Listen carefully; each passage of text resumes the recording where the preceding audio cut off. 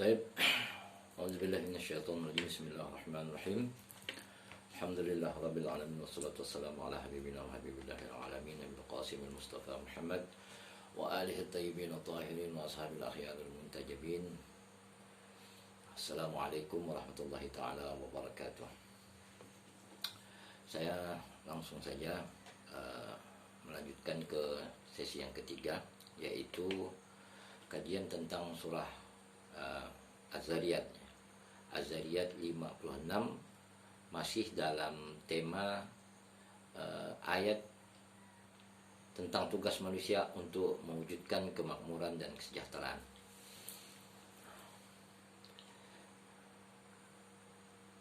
Dalam surah Az-Zariyat ayat 56 ini, yaitu Allah Subhanahu wa taala berfirman, A'udzubillahi minasyaitonirrajim, Bismillahirrahmanirrahim. Wa ma khalaqtul jinna wal insa illa liya'budun. Yang arti dari ayat ini, tidaklah aku ciptakan jin dan manusia kecuali melainkan agar mereka beribadah kepadaku.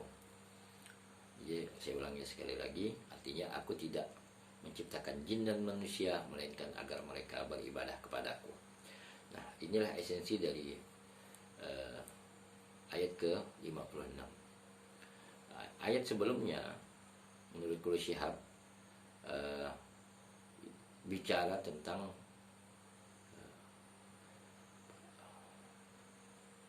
menggunakan persona ketiga, ya, menggunakan persona ketiga. Sedangkan di dalam surah ini Allah menggunakan bentuk kalimat wa ma khalaqtu. Khalaqtu di sini ya dari fi'il madhi, dari kata khalaqa yakhluqu, kemudian bentuk madinya yakhluqu. Nah, bentuk mudhari'nya fi'il madinya khalaqa. Nah, kemudian kata tersebut ditempel dengan persona aku, ya. Ayat ini menurut Quraish Shihab bukan saja bertujuan untuk menekankan pesan yang dikandungnya, tetapi juga untuk bertujuan mengisyaratkan bahwa perbuatan Allah Subhanahu wa ta'ala melibatkan malaikat atau sebab-sebab lainnya. Penciptaan, pengutusan rasul, turunnya siksa, rezeki yang membagikannya melibatkan malaikat dan sebab-sebab lainnya. Sedangkan di ayat ini, di surah Az-Zariyat 56 ini,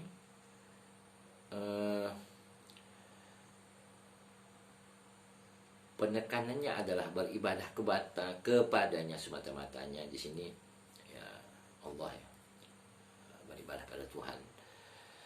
Maka reduksi yang digunakan menurut Quraish Shihab berbentuk tunggal dan tertuju kepadanya semata-mata, yaitu tanpa memberi kesan adanya keterlibatan selain Allah Subhanahu wa taala.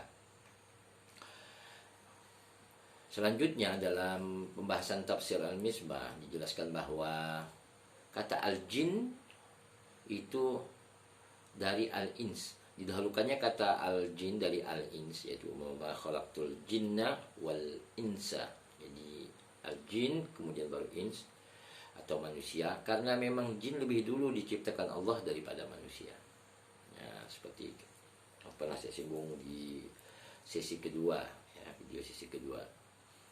Ini mengisyaratkan tentang penciptaan, ya, siapa yang lebih dahulu, kemudian sesudahnya. Jadi jin itu lebih dulu dibanding manusia diciptakan Allah Subhanahu wa taala di atas muka bumi. Huruf lam pada kata liya'budun, ya, wa ma khalaqtul jinna wal insa illa liya'budun. Nah, ya'budun, huruf lam pada kata liya'budun bukan berarti agar mereka beribadah atau agar Allah disembah. Nah, itu menurut Quraish Shihab. Huruf lam pada ayat ini oleh pakar bahasa dinamai lam al-aqibah. Jadi ya'budun. Lam yang bertempel dengan kata ya'budun itu menurut ahli bahasa disebut lam al-aqibah. Artinya apa? Yakni yang berarti kesudahan atau dampak dari akibat sesuatu, yaitu kesudahan atau dampak dari akibat sesuatu. Ibadah bukan hanya sekedar ketaatan dan ketundukan, tetapi ia adalah satu bentuk ketundukan dan ketaatan yang mencapai puncaknya akibat adanya rasa keagungan dalam jiwa seseorang terhadap siapa yang kepadanya ia mengabdi. Nah, itu lebih jelasnya dalam penjelasan menurut ahli Al-Quran ya. Dari uraian tentang lam yang bersambung kepada fi'il mudhari' ya. Fi'il mudhari' ya'budun. Nah, itu lamnya lam al-akibah, yaitu saya ulangi lagi, berarti kesudahan atau dampak dari akibat sesuatu. Kita ketahui bersama bahwa berdasarkan informasi yang sampai kepada kita bahwa ibadah bukan hanya sekedar ketaatan dan ketundukan, tetapi ia adalah satu bentuk ketundukan dan ketaatan yang mencapai puncaknya akibat adanya rasa keagungan dalam jiwa seseorang terhadap siapa yang kepadanya ia mengabdi. Ia juga merupakan dampak dari keyakinan bahwa pengabdian itu tertuju kepada yang memiliki kekuasaan yang tidak terjangkau arti hakikatnya. Nah, ini ya, terminologi ini berdasarkan penjelasan dari tulisan Syekh Muhammad Abduh yang dikutip oleh Profesor Dr. Quraish Shihab. Ibadah terdiri dari ibadah murni. Jadi ibadah itu terdiri dari dua ya, yaitu ibadah mahdhah. Kalau ulama baginya seperti itu, ibadah mahdhah dan ibadah ghairu mahdhah. Nah, ibadah mahdhah itu artinya ibadah murni. Sedangkan ghairu mahdhah itu tidak murni. Apa maksudnya murni dan tidak murni? Nah, ibadah mahdhah adalah ibadah yang telah ditentukan oleh Allah Subhanahu wa taala. Jadi bukan diciptakan oleh manusia melalui rasulnya. Walaupun ibadah ghairu mahdhah juga ya tidak pernah lepas dari tuntunan dan ajaran baginda Rasulullah Shallallahu Alaihi Wasallam. Tetapi tidak ada konsekuensi jika tidak melaksanakannya. Dan melaksanakannya mempunyai fadail, keutamaan yang begitu banyak. Nah, itu ibadah ghairu mahdhah. Sedangkan ibadah mahdhah apabila tidak dilaksanakan maka ada konsekuensi. Nah, ibadah mahdhah ini bisa juga dikatakan ibadah yang wajib, yaitu yang telah ditentukan bentuknya, kemudian kadar dan waktunya. Ya, kita kalau sholat zuhur tidak mungkin di waktu malam. Nah, begitu juga sholat maghrib tidak mungkin di waktu zuhur karena ditentukan kadar dan waktunya. Begitu juga rakaatnya. Nah, itulah kalau kita bilang yang namanya bid'ah, yang paling bid'ah dhalalah itu diantaranya adalah menambah ibadah. Maksudnya di sini, misalnya sholat maghrib dalam ketentuan yang diajarkan oleh Rasulullah Shallallahu Alaihi Wasallam itu 3 rakaat, terus kita tambah 4 rakaat biar dapat pahala banyak. Itu nggak boleh. Nah, inilah yang dinamakan bid'ah ya. Bid'ah yang terlarang. Walaupun nanti ada kalangan ulama membagi bid'ah itu ada hasanah, dhalalah, ada yang mengatakan bid'ah ya bid'ah. Ya, itu bagian daripada ikhtilaf yang terjadi di antara para ulama dalam mendefinisikan bid'ah itu sendiri. Tapi yang dimaksudkan dengan ibadah mahdhah inilah yang tidak boleh diubah ya. Tidak boleh diubah kadar waktunya, karena inna sholata dalam Al-Quran juga disebutkan inna sholata kanat 'alal mu'minina kitaban mawquta. Jadi waktu-waktunya telah ditentukan. Dalam ayat lain dikatakan A'udzubillahi minasyaitonir rajim. aqimis salata liduluki syamsi ila ghasaqil lail wa qur'an al-fajr inna qur'an al-fajri kana mashhuda. Jadi kena solat liduluki syamsi, di saat matahari sedang condong ya. Condong ke arah barat. Matahari terbit itu kan timur. Nah, condong ke arah barat. Liduluki syamsi, nah itu ada solat zuhur dan asar. Ila ghasaqil lail. Ghasaqil lail ini ada kalangan ulama yang mengartikannya itu di waktu masuknya malam, pekat malam ya. Tanda malam itu adalah gelap.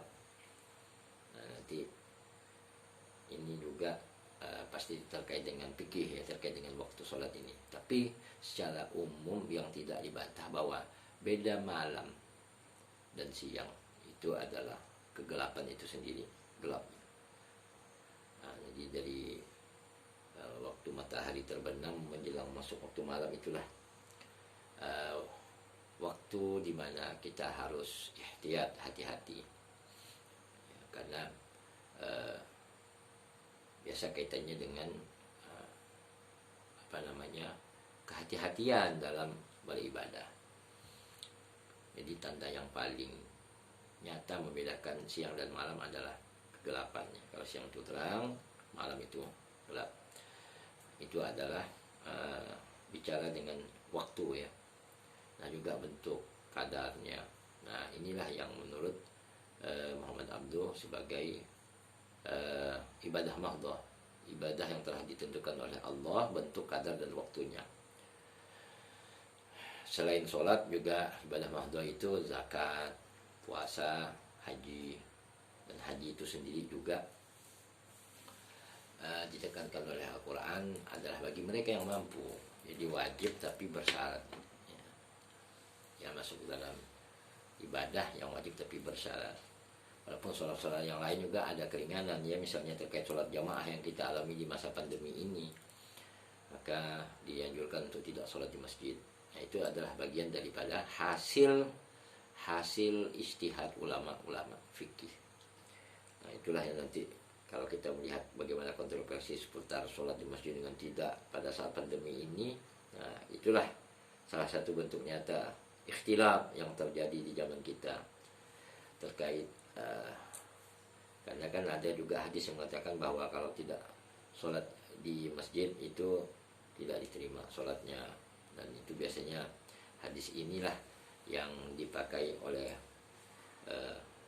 ulama-ulama yang menekankan wajibnya sholat di masjid jika tidak ada uzur. Nah itu bagian dari ikhtilaf juga, bagian dari ikhtilaf. Jadi kita tidak bisa mengatakan bahwa ini sepakat harus di masjid gitu, enggak. Tapi itu juga bagian daripada ikhtilaf yang terjadi di kalangan ulama-ulama terdahulu maupun sekarang. Nah ini yang disebut dengan ibadah mahdhah. Nah adapun ibadah ghairu mahdhah adalah segala aktivitas lahir dan batin manusia yang dimaksudkannya untuk qurbatan ilallah, jadi untuk mendekatkan diri kepada Allah, qurbatan ilallah. Ayat di atas menjelaskan bahwa Allah menghendaki agar segala aktivitas manusia dilakukannya demi karena Allah, yakni sesuai dengan tuntunan dan petunjuknya. Ya, jadi selanjutnya Quraisy Shihab menegasikan bahwa apa liya'budun itu adalah Allah menjelaskan bahwa ia menghendaki agar segala aktivitas yang kita lakukan dalam kehidupan kita adalah tidak lain dan tidak bukan hanya untuk Allah, yakni sesuai dengan tuntunan dan petunjuknya. Mungkin demikian saja sesi kali ini karena keterbatasan volume di dalam rekaman di HP saya, jadi saya batasi kajian per ayat biar kajiannya tuntas dan Anda juga bisa lebih fleksibel untuk menyaksikannya di YouTube sehingga tidak memakan terlalu banyak kuota. Kurang lebihnya saya mohon maaf. Saya sarankan kepada para mahasiswa yang budiman untuk banyak membaca lagi, mengkomparasikan, rujuklah kitab-kitab tafsir yang direkomendasikan, khususnya yang sudah diakui komparasinya, misalnya seperti tafsir Quraisy Shihab. Silakan juga buka tafsir yang lain, tapi tafsir itu kan kebanyakan sudah klasik, sebagai rujukan tambahan dan komparasi tidak masalah. Ala kulihal, kalian jangan pernah berhenti di video ini tentang pengkajian ayat-ayat ekonomi. Saya persilakan kalian untuk membaca referensi-referensi yang lain dan mungkin bertanya, dan di video ini juga saya persilakan untuk bertanya. Kurang lebihnya saya mohon maaf. Mudah-mudahan kita dimudahkan dalam segala urusan kita dan kita diberikan keistiqomahan untuk menjalankan apa yang termaktub dalam perintah Allah dalam Al-Quran, sehingga kita dapat mengamalkannya dalam kehidupan kita sehari-hari. Amin ya rabbal alamin. Assalamualaikum warahmatullahi taala wabarakatuh.